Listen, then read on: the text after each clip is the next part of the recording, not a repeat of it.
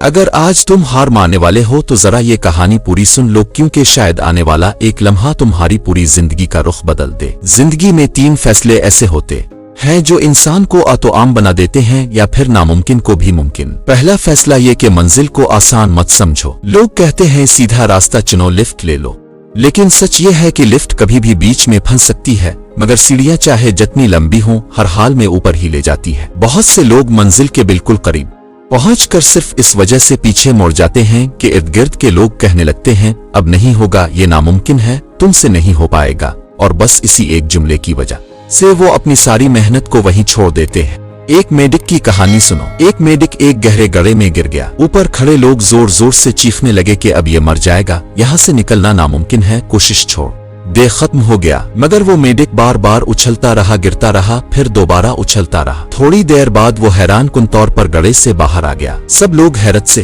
اسے دیکھنے لگے اور پوچھنے لگے کہ ہم تو کہہ رہے تھے یہ ناممکن ہے، پھر تم نے ہار کیوں نہیں مانی؟ تب سب کو پتہ چلا کہ وہ میڈک بہرا تھا۔ اس نے لوگوں کی باتیں نہیں سنی، اسے لگا لوگ تالیاں بجا رہے ہیں اور اس کی حوصلہ افزائی کر رہے ہیں۔ سوچو اگر وہ سن لیتا، اگر وہ یقین کر لیتا کہ یہ ناممکن ہے، تو شاید آج بھی وہ وہیں بیٹھا اپنی زندگی کی آخری سانسیں گن رہا ہوتا۔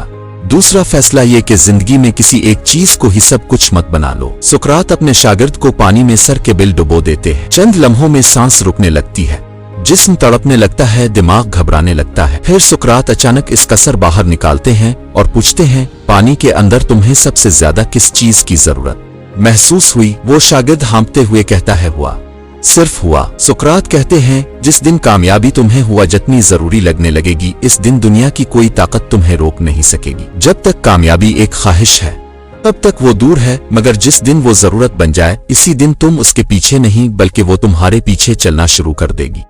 تیسرا فیصلہ یہ کہ ہر مشکل کو دشمن نہیں بلکہ موقع سمجھو۔ باز طوفان سے ڈرتا نہیں، وہ طوفان کا انتظار کرتا ہے۔ جیسے ہی طوفان آتا ہے وہ اس سے بھاگنے کے بجائے اس کے سامنے آ کر کھڑا ہو جاتا ہے، اس کی طاقت کو استعمال کرتا ہے، اس کے زور کو اپنی بلندی بنا لیتا ہے۔ جو انسان مشکلات سے تیر کر باہر نکلنے کی کوشش کرتا ہے وہ اکثر تھک جاتا ہے، مگر جو انسان مشکلات کے اوپر اڑنا سیکھ لیتا ہے وہ تاریخ بنا دیتا ہے۔ باز طوفان میں اپنی پرواز صاف نہیں کرتا، وہ طوفان کو اپنی رفتار بنا لیتا ہے اور دیکھتے ہی دیکھتے وہ طوفان اسے اور بھی بلند اڑا لے جاتا ہے۔